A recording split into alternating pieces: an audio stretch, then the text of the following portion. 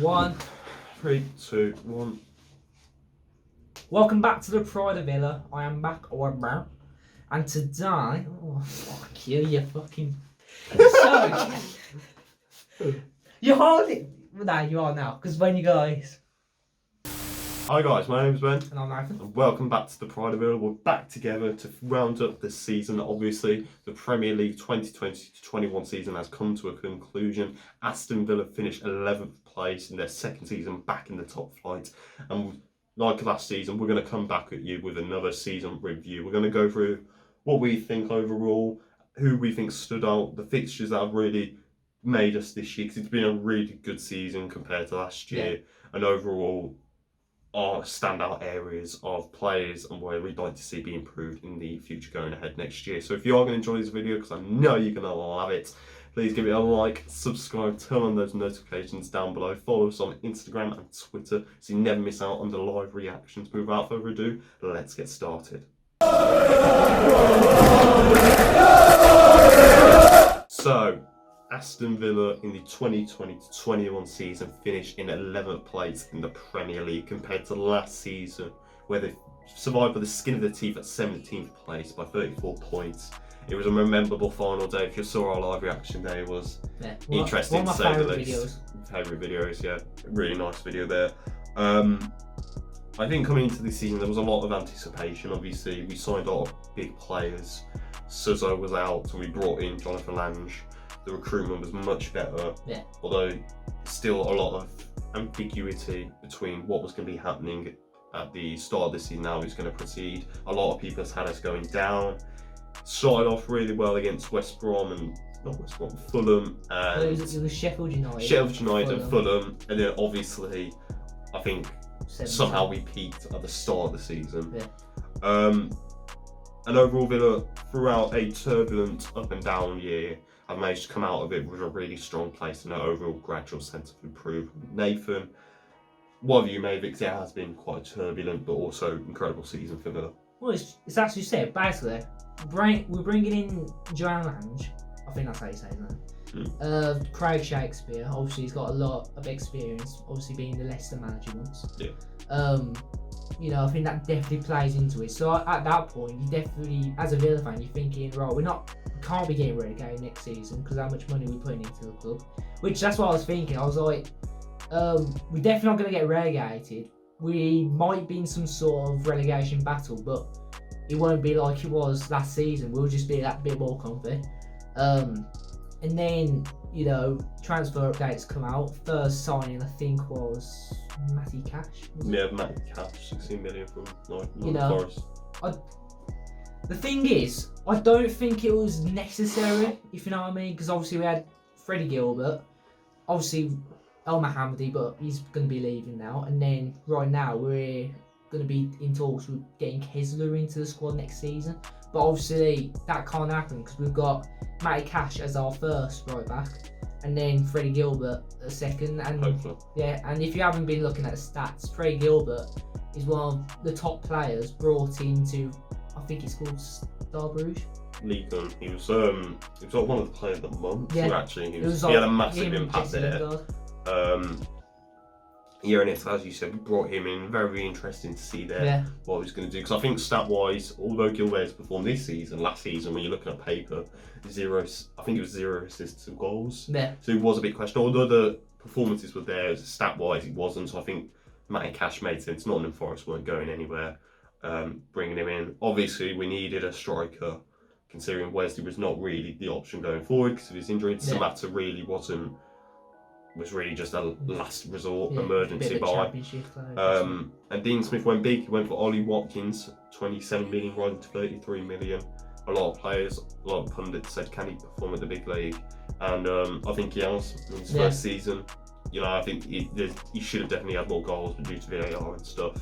But I still think that's what I mean. If VAR wasn't so wrong, he would definitely be in the 20s if you ask me, because I think he had around 14 league goals. Obviously, he had, I think it was 1 in the FA Cup and then 1 in the Carabao Cup. And then his assists, he's got. Have I got it written down here? No, I haven't. But I think his assists very high as well. So he was definitely the right player to bring in. I think everyone was a bit like, as Villa fans, we were like, yeah, he's definitely get 20 or whatever goals because he got 26 in the Championship. But to be honest, he's had a real good season. Bear in mind, because he hasn't actually had to deal with VAR. So 16 or so goals to his name. That's really good for a start. And now he's in the England squad. Hopefully he can solidify that position. And yeah, he should be fine. So, as you said there, obviously Watkins having a really good breakthrough season, 15 something league goals, bringing up to the England squad, really did meet the expectations.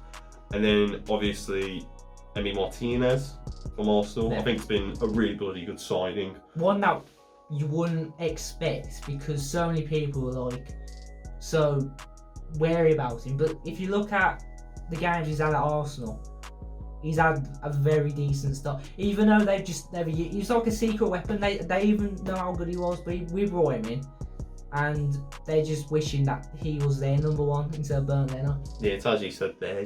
He's been there for years.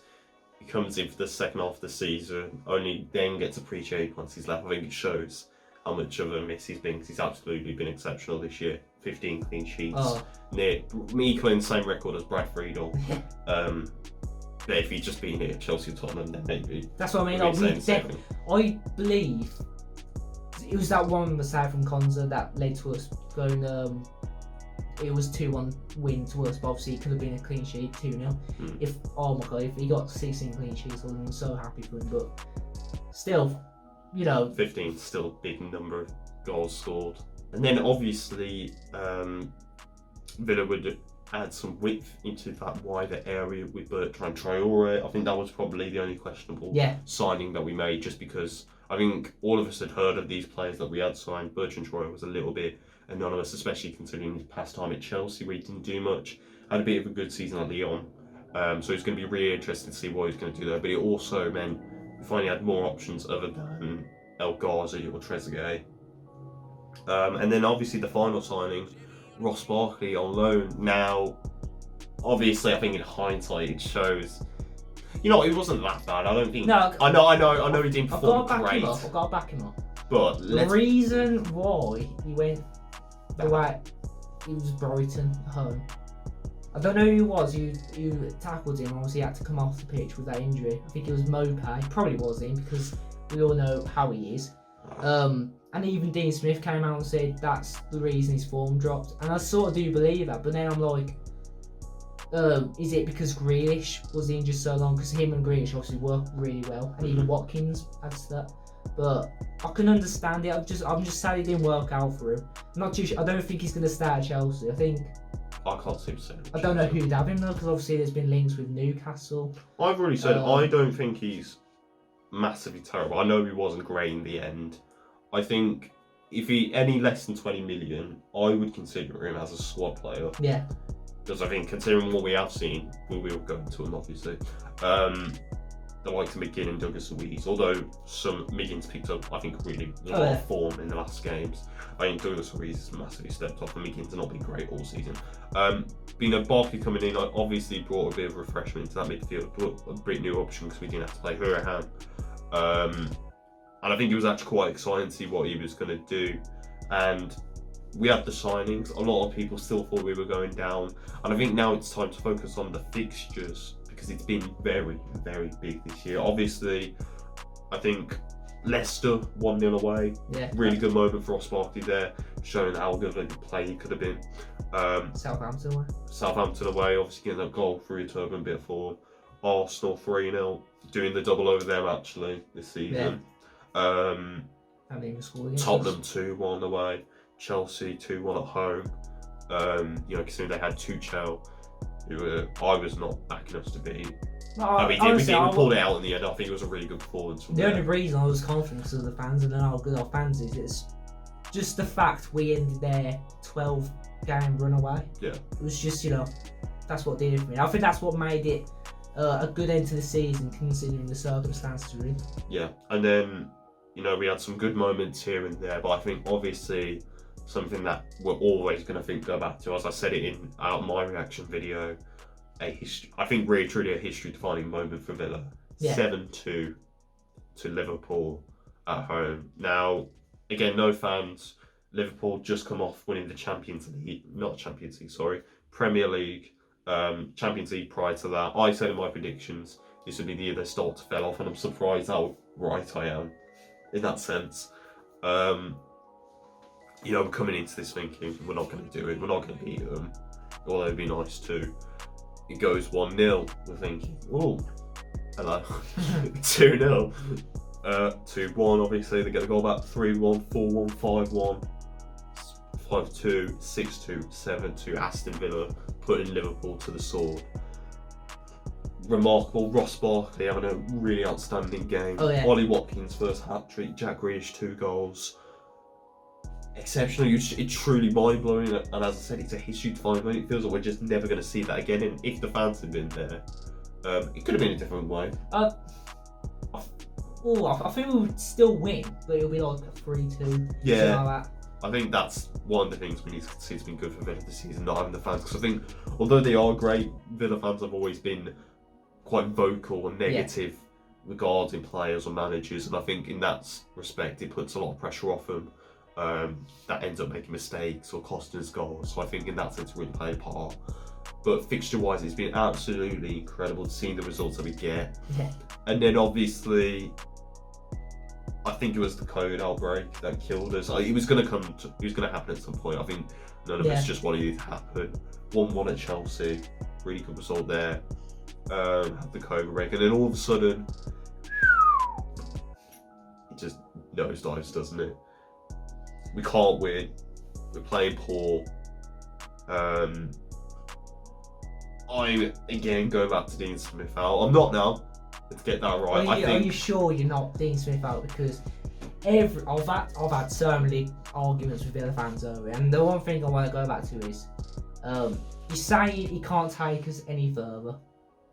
Where were we last season to where we are now? It's a process. This season, I'm still looking at this season as just a stepping stone on the way up. And I know it's been an amazing season, but next season I can see us definitely challenging for Europa. And in like 5 years from now, because obviously how good everything is at Villa, the owners, the recruitment staff, the managers and all that. I can definitely see us in 5 years being like that team who's just always going for that Champions League spot, or even winning the league, depending on other clubs. I can't see us drastically going up that way, but I can only see us going up. Just keep going up. I don't see us going down to where we were again. We've got quite a lot of money. People don't understand how much money our owners do have, and I'm not saying we've got the most amount, but still it's a hefty amount. We can potentially buy like Aguero. We could. I think it's wages though. I agree with you what you say in the sense that. That's what I'm not saying we're going to, but we could. That's what I think. It's like.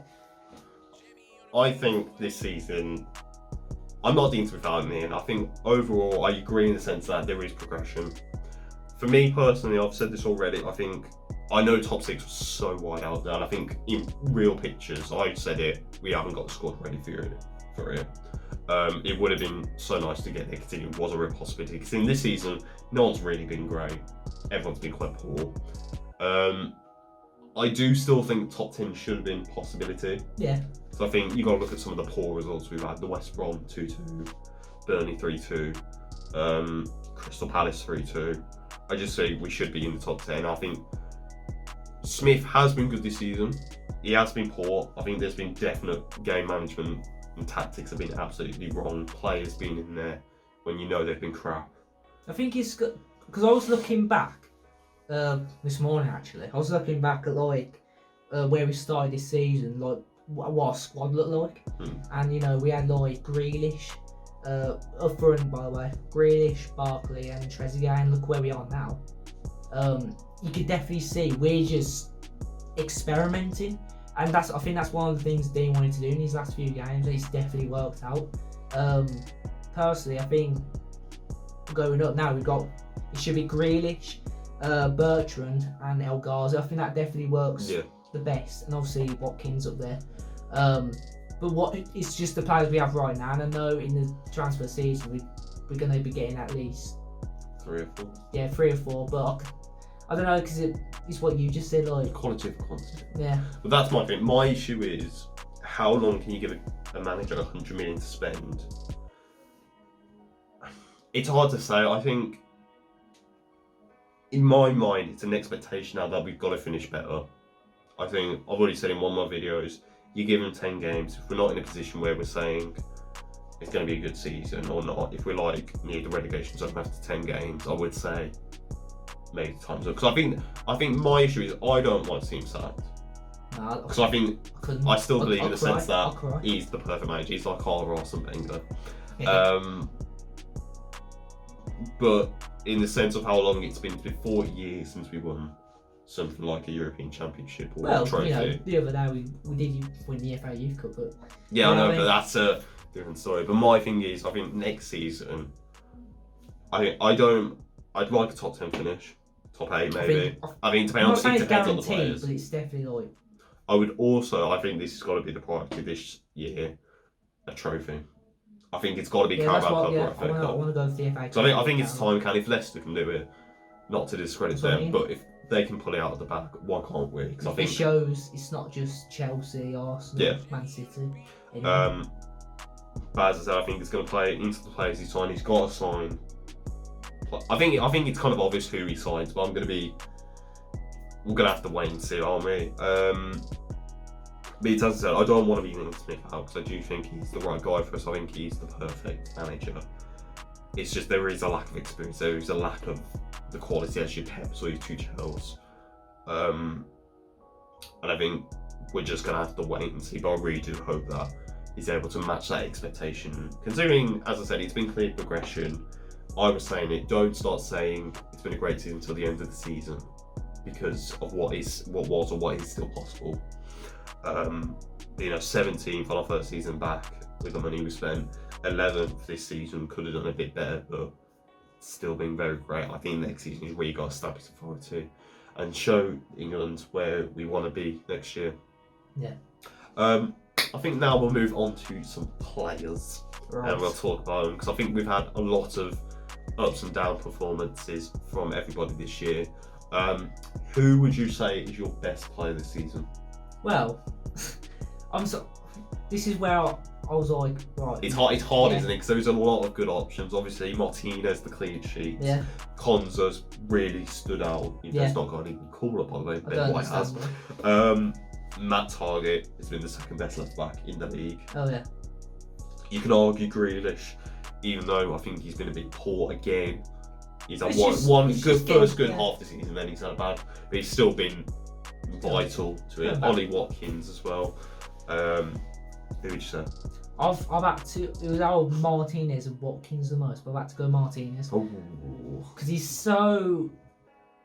You know what I mean? He's just so. You're just safe with him. Like I remember last season, went from Heaton. Heaton was not bad. He wasn't bad, but still the injury done him. Jed Steer, we had him for around 30 minutes until he was injured. Yeah, remember that? Yeah. And then we went to Nyland. And I'm not saying Nyland was. He started off well. Yeah, but it was the mistakes, obviously, like the Sheffield United incident, but still, we're not talking about that. And then obviously we brought in Pepe Reina on a free transfer, and he was alright. He was alright, but still was like. The Leicester game will never forgive you for that. Yeah. Never. That was just never. It was poor, but still, I mean, I think his best game was against Arsenal at home, 1-0. Yeah. But I think that definitely made Dean realise we need a goalkeeper. We need a really, really decent goalkeeper. So that's why we spent so much money. It was around 18 million. 20 million. So if you ask me, as a bargain right now, it should be around 45. If you ask me. Yeah. Considering his age, 26, I think. He's been amazing. When he came out into like the transfer rumours, I was like, no way.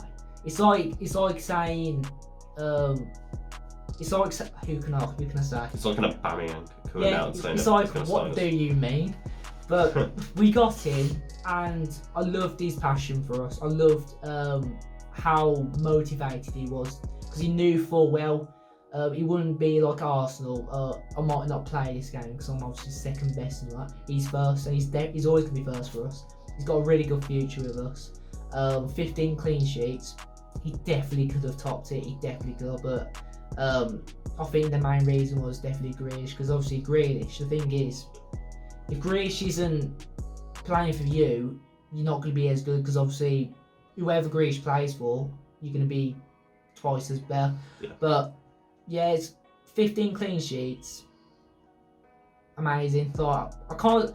He's one of them. Can't put into words. You know, mate. I can't say, but he's already linked with like going to other clubs. Obviously, right now he isn't, because he was. Well, he shouldn't. Well, no, because obviously I'm just not letting him. Like, I'm not letting anyone have Grealish. He's not letting him. You know what I mean? But yeah, I love his passion. One thing I want to talk about, when we went against Chelsea for the last game, that last save, I don't know if you remember. Amazing, and he turned around to the fans. Yeah. Beautiful. So that's what you call passion for the fans. So I love that from him. And then obviously he got player of the season after that, which I thought was fully deserved. But I thought it was definitely, if Watkins got it, I would have been alright with it. If Martinez got it, I would have been alright with it. But I definitely would have said it was out of them two. Because obviously Grealish, you can't give it to Grealish because obviously he was out for like 13 games. No, I don't think you can. But still, Martinez, my best player of the season. What are you? I'm gonna go Target. I think for me, I agree with you. Martinez has been rock solid. I just think though, goalkeepers, I know their job is to save, and he's really outsaved us a lot of times. I just don't think he's done enough to warrant a player of the season. Just because I just don't think it's the same level of player as being in goal to being actually outfield. I think if anyone deserves to be mentioned, it's Matt Target. I think the thing with Matt Target is like you can't say he's had one or two bad games, but yeah, but they're like the first. Yeah, the first few, but that was himself. After that, I think nothing beautiful. I think overall it's been exceptional. So I haven't seen, as I said, apart from one or two, he hasn't really had a bad game. He's been absolutely dynamite on that left side. He's not giving Neil Taylor a chance. It's going to be real hard to see anyone come in. As I said, I want Rico Henry. He's definitely not going to start. It looks like Taylor's. Well, Taylor's definitely out, gone. He's but he could get a job. Never know. I just think it's been exceptional to watch. As I said, defensively he's been brilliant. He's offering that link and play with Grealish, and when them two are connected, the left-hand side's hard to play against. And I love Martinez, but I just think watching Tom this season, I've been so impressed. We've seen the improvement from him, because we know what he was like last season. Even though he did get 1 or 2 goals this season defensively. I like when you got a defender and you're like, oh, was he playing? Because he was that good. Do you know what I'm saying? Like, it's not like he's been bad. You haven't noticed him because he's just done everything right. Yeah. As a defender should do, and obviously they can get goals and that, but you're not looking at a goal. You're looking at how defensively solid they are. So yeah, I understand what you're saying, Will. Speaking of improvement, most improved, I've gone for, and I think there is only one player you can go for, Konza. Well, I've seen your option, and I would agree with that. Yeah. It's got to be Konza. I think it wasn't a regular starter last season. It was Engels or House. Yeah. Konza never saw a sky. You put him in, and he's been an absolute gem of a midfield centre half. Do you feel bad for him? I feel bad for him for not getting him called up because he deserves it. I don't know what the hell Ben White's done to deserve it because he's been crap. But you know full well Ben White, because this is the 33 squad. He's not going to be in the next one, which is 26. Yeah. So he's not going to be in it. Watching Konza this season, he's overshadowed Mings for me. He's become the number 1 centre half. Yeah. Defensively so strong, he can get goals. We've seen it. I just think if you want to build a defence around somebody, you build it around him and Target. As I said, he's made Mings become the second best one we've got, and it's something that's Target. I just absolutely love watching Konza play. Well, the thing with Konza, I do have to say, there has been some games. There's been some, but I think. But in terms of most improved, it's got to be. Yeah, he makes up for it, but if you come with. There's one stat I want to say about Konza though. I don't know if you know it. He's got the most block shots in Europe. Am I right? 46. Oh, that's beautiful, if you ask me. But still, my most improved player is Target. And I'm saying, because we've had him for 2 seasons now. Last season, he was average, but still, he had goals. But this season, he started off... a bit shaky. But I saw the immediate improvement Arsenal away. I thought it was amazing. Oh my god, it was amazing. And onwards till then, he's just been so defensive. I can't see anyone else in his role, and obviously we've got to get rid of Neil Taylor. I do feel like Neil Taylor. Time's up. He's still. The time is so for Neil Taylor. And it needs, because as I said, Target's not getting dropped. We just need that improved bench. Yeah, and I think Neil Taylor's not got, he's 30 something, 31, 32 years old. He can still go to another club like in the Championship. He definitely suits it. Whoever has him, I think QPR was looking at him. QPR, maybe Swansea. Yeah, whoever. He could go to anyone in the Championship. Yeah. Well, yeah, exactly. Still serious. So you've gone with Target, I've gone with Cons, and now. We don't like to be negative. Well, some of us like to be negative. I'm not too. We're going to look at this from a constructive point. So we're going to sell a player and we're going to try and suggest a way they can get better. Your option is a bit more complex. For me, I think the most disappointed player, I was going to go McGinn. Because I think compared to where he's been in that first season, it's a shadow of himself. I'm going Douglas Luiz. I think it's not hard to see why. I think the candor, especially in that Chelsea game, has shown that he should be signed. He was a rock in that game. He's beautiful. I just don't get Douglas Luiz now. We all said it at the start and the end of the season. He was absolutely a diamond finding that role in that midfield. All of a sudden, he doesn't attack anymore, so he's useless on that part. But you have to say, look, the last 2 games. We've pushed him up with all, and I think we pushed him up. But when have you seen him shoot for goal lost? When have you seen him actually making attempts? I remember 2 very, very similar goals because he has that sort of goal in it. Norwich away, I remember he just went right over their defenders in the goal, beautiful. And Bournemouth at home, same goal, but. We gotta remember they were like 2 games at the start of last season, and we're talking like nearly 2 years ago, or 2 years ago. But yeah, he doesn't. He has. I've seen him have a few shots on goal, but then they're not. They're not gonna go in at all. It's just a bit of a scare for the goalkeeper. But it's just the thing is with me with Douglas Luiz, I do feel like because he is still young, he's got time to learn, and that's one thing he did come out and say. And he did say to people, if you're not going to take that from me, you can... But still, the thing is with me, he gets way too many yellow cards. He's giving away fouls in really, really dangerous positions. I think it's one of the penalties he gave away. I can't remember where it was. It was... Oh, I know. I don't know, mate. It's one of the penalties he gave away so stupidly. And you can see, you can see he's going. Yeah. He's going. He's going to go down, and he's just doing it. It's Pogba because you know how Pogba is. No, yeah, but he was. I just think defensively he's not helping either. He's not. He's not written. He's not. He's a bencher, I think. But I think with him it's as simple as just tell him to go more attack and push him out wide. You can, and then. He could be an impact sub. If Grealish isn't coming back to that midfield, play him alongside McGinn, or make McGinn just play a bit more advanced. Keep Luiz still playing that attacking football whilst having Nakamba provide backup there. And I think you have got something there. But I think overall to improve his game, it's got to go more attacking. Just have the confidence to hit in the goal. Your player. Well, I've gone with Barkley, but everyone knows I'm not going to say it, slag him off.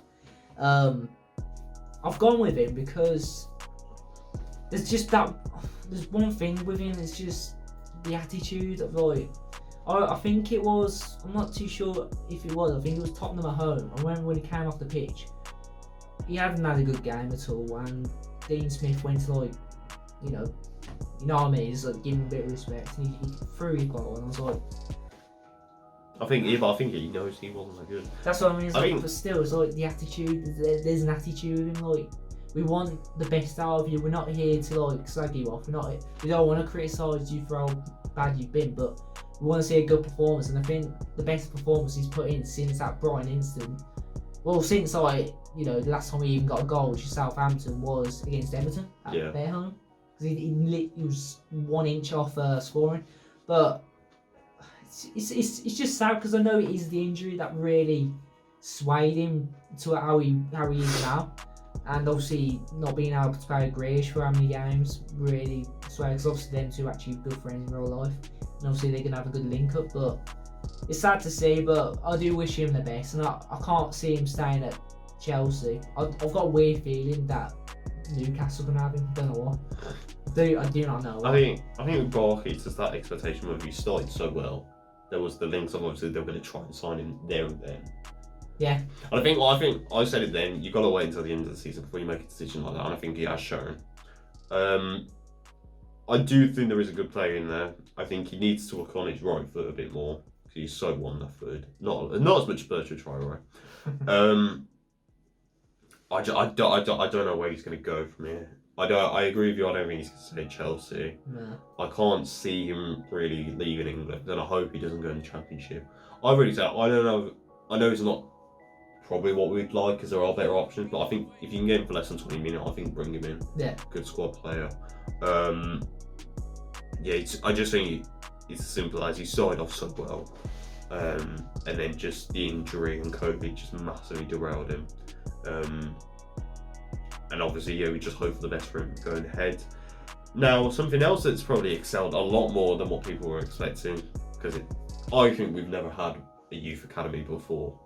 Because I see ourselves, I wanted it to be like the likes of Arsenal and Chelsea. Well, we're 40 million times better than them. Well, now we are. But the youth academy's really stood out this season. There's been a lot of big moments, especially Liverpool 4, Villa 1. In the FA Cup. In the FA Cup as well. Obviously, winning the Youth FA Cup this previous few days ago. Really had a bloody good season. A lot of players were pretty stood out this year. Who is your young player of the year? Well, there's a lot you can go for. Well, if you're not familiar, look at the likes of Louis Barry, Kessler, who's a defender, obviously Chukwuemeka, Bidas, who actually can't play in the FA Cup. Brad Young as well. Thought when I watched him, I was like, how is he not even getting on the bench? Yeah. Oh my god! But I've had to go with Chukwuemeka, and the reason why, when I saw him play against Tottenham, he just looked in his element. He just looked like he slipped in right. When I saw him play against Liverpool in the FA Youth Cup, he came on and he's got that Grealish look. He can hold on to the ball and obviously he gets the fouls and all that stuff. He gets the goals. He gets quite a lot of goals, and people don't understand how close he was to scoring against Tottenham, and that would have been a real good souvenir for him. But yeah, it's just the thing is with him. Next season, he's already been told online that he's going to have a lot more game time in the Premier League. Yeah. And he's going to be not to slag Ramsey off, Jacob Ramsey, even though he's actually being quite decent for his age. I think Chukwuemeka's definitely going to be a really big impact on us next season. So is Bidas. Louis Barry should be breaking in, and obviously Brad Young. But we're in that problem now where we've got that many really good players coming up where we don't actually know who's going to get on the bench and who's not. But I think it's definitely certain Chukwuemeka's going to be an impact of next season, and I can't wait for him because he's bloody amazing. What about you? Well, Chukwuemeka, absolutely a talent. I think there's no denying that. I think Jacob Ramsey, I've already said it. I think I don't want to sound too. I don't personally see it just yet. I can see it, but I don't think really he's warranted enough to have an impact. I think there is a good player in there. I just think at this age and what he's done so far, he's not ready for it just yet. Again, as I said, Chukwuemeka, absolutely massively talented. Philogene Bidens, yeah, he looks pretty decent. He's coming in. Kane Kessler, obviously. I think for me, the player of the year's got to go to Louis Barry, just for you know, there was a lot of talk around him when he came in. I was quite excited as well when he got signed. I was quite interested to see how that was going to go, because of him being really local. And I think he's absolutely smashed it. Liverpool, scoring that goal against Liverpool, I think that takes a lot of big balls. And he's absolutely delivered it there. And I think, considering he banged them in against the youth, I can't see why he shouldn't be getting a place on the bench. Hopefully he does. Hopefully Chukwuemeka gets more time. Phillips gets a bit more time. I agree with what you're saying, Brad. Brad Young, I think it is. Maybe he needs a bit more time. I think Kekesa definitely needs to come through. Yeah. I'd still like to see Dominic Revan. I'd like to see what's going to happen with him. But I think as a whole, the youth academy is so incredibly enriched with talent. It's really exciting to where we see. But I also think we need to balance it out with some proper signings that are ready for it now. And to round this first part of our season review, obviously the transfer window is very exciting yet again for Aston Villa. A lot of big players linked. A lot of players that we do need to bring in if we want to excel and push on in this league. If you could make one signing, and it's got to be someone that we are linked with, I know it's very easy to say whoever you'd like, who would you be bringing in? Well,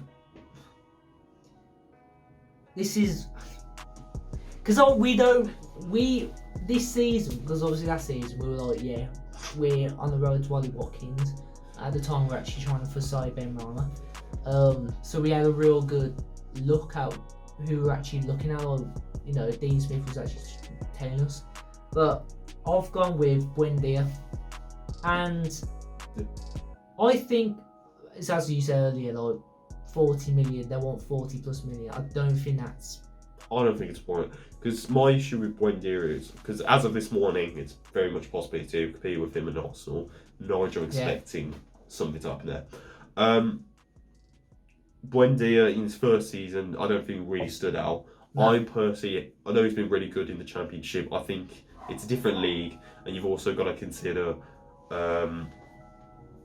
you know, it's a different team that he's going to be coming up with, and even then, I don't think he's as good as people say.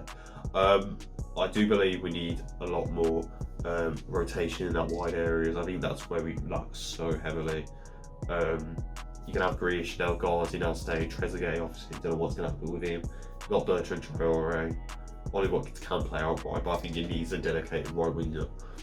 I think Buendia is not a bad option. 40 million. No. I'm not taking a piss, but I'm going to say 28 million is good. I think 32 with Horizon. But you got to look at the stats. 15 goals, 16 assists, and he's 24 years old. He's also in the Argentine team with Martinez, so still he's got links up with one of our players, so that's something else as well. But you know, I think it definitely is Alves and Arsenal to get him, but I don't know, I could definitely see if we're getting him, he's got to be in the next few days, and they did say it's going to be an early. Yeah, as this morning, really big competition with Arsenal to bring him in. I think that's a really good option there. In terms of my choice, as you know, I've always said Rico Henry. Oh yeah. I think, regardless of what's going to happen, I think he's going to sign the left back because of Neil Taylor going. I would say I don't mind. I want Rico Henry. I think he's the perfect option. But as long as he brings in someone left back, I don't have an issue. I think the winger's position, Rashika, I know a lot of people are going to be turned off by him because of what he said. It's just the attitude. But the price now apparently nearly less than 20 million. Can play the striker role. I don't think that's a bad option. Considering you want someone to play the striker. Yeah, if we bring him in, we bring him. But it's just with me. So he said he didn't want to go to a relegated club. He gets relegated himself. Yeah. And then obviously he's got this injury. Yeah. He's got a bit of an injury, so still, it's like if he did come to us, he wouldn't be one of the starters. Yeah, he'd come to us and he'd be on the bench and then probably get around 10 or so minutes. But if we get him, we get him. But it does look like we're gonna have a good transfer window. If we do top net last season's, then that's just beautiful. But still, I don't think you can actually top last season because last season was just on point. But yeah, I've gone with Buendia. You've gone with Rico. It's hard to say. I think for me now watching it, I think the midfield needs addressing. Yeah, I think defensively we do need obviously the left back, and that's it. Because obviously in the middle, it really depends. I know Engels now said he wants to stay, so I think I would have gone with Anderson from Fulham. So I think he's looked really impressive. I know there was links with Anguissa. Yes, there was. Does not look which bad. is a bit shabby. Doesn't look bad. You not watched him? I don't see what the talent's there. It's one of them. You ain't afraid to have a shot goal. I think Sander Berge obviously was a good choice, but it's really plays the same as Nakamba, and I think we've already got a player like that. I think we need someone like a Jack Grealish. I think that's got to be the priority. Who is that? Campbell? There is two options, like Todd Cantwell. I think he'll want to stay with Norwich though. I think I'm going to go on a bit of a limb here. Jesse. It's never going to happen. No, not Jesse Lingard or Dele Alli. I swear to God, if we sign either one of them, I'm going to cry. Dele Alli. I'm going to cry. Jesse Lingard, I can understand, but still. He's still a bit meh, and he wants to go United. I think Odegaard on loan. Why are you saying Odegaard? Watch him at Arsenal. Yeah, I think Odegaard's massively talented to play. Is he on loan with them or? Well, he's gone back now. He's not going to get into Real Madrid team if that's been evidently clear because they're selling Hazard. How much would he be worth? Like 30. I think he'd need to play like Jack Grealish. Watching Odegaard when he's on his ability. He plays like he holds that ball, he's driving it through, can score goals. And I think if John McGinn or somebody like that is not going to be playing that advance on midfield, we're not going to have Barkley, Sanson's not going to be. He might be. I hope he gets a bit of a better season this year because he does. He absolutely deserves more. Traore's going to have a better season. I think you have Odegaard in there playing behind Ollie Watkins. You got an instant link up there. I think really good player, really good talent, lots of room to work with. I think Martin Odegaard would be my signing, but in that caveat and sense that I don't think it's probably going to happen, I will say Rico Henry. Yeah. Because I think he's the perfect signing there. And that's pretty much it for this season. Really good there, obviously. We'll add one more. If you could have one ambition for next year, what would you like to achieve? I've already said a top 10, top 8 finish, baby, but I want a trophy now. What would you go for? You know what? I had to come to that realism at the end. It'll come to the end of this season. Like, you got to remember where we were last season, and you know you're gonna take where we are now. But yeah, top 10. No, I'll go top 10. I do believe we've got the right amount of players. You know, the players are there to go for that Europa place. Whether or not we get the players in we need or not, but still, like, if we do get into that Europa place, we're always going to be thinking, have we got the right squad for it? Which I think we do, but there's needs to be a few tweaks in there. But yeah, I'll go top 10. You know, I did say before the season started 9th, and I was so close to it. I said 15. Yeah, you said 15 for 14. I was just like, nah, I don't know. I'm seeing something in this, but yeah. That's what I mean. Like, this is how I want to end the video. You can't underestimate Villa. And I think it definitely shows going against Tottenham and Chelsea in the last 2 games. They came in and think it was a 3-pointer. No way. You don't come to us and think it's a 3-pointer. You've seen what we've done to Arsenal, Chelsea, Tottenham, Liverpool. You know, we gave Man City a good going both times, even though the first one was 2-0, which is a bit scummy. And at home, you know, I thought we were alright, but still a few tweaks need to be made. But still, we can compete with anyone in this league, and that's what I like to hear from Dean. He said we can compete with anyone with our starting 11. And, you know, it's only going to get better next season, so, you know, we've got fans back next season. They're going to be a massive boost at home, because I know how, you know, there was 10,000 against Chelsea, and it was so loud. But, you know, you got to remember, we've got around 46 capacity. 42 capacity. 42, just imagine how loud that's going to be. It's going to put the opponents off. So yeah, that's all I can say for now. I think, yeah, I agree with you there. I think overall, it's going to be better. I think it better be better.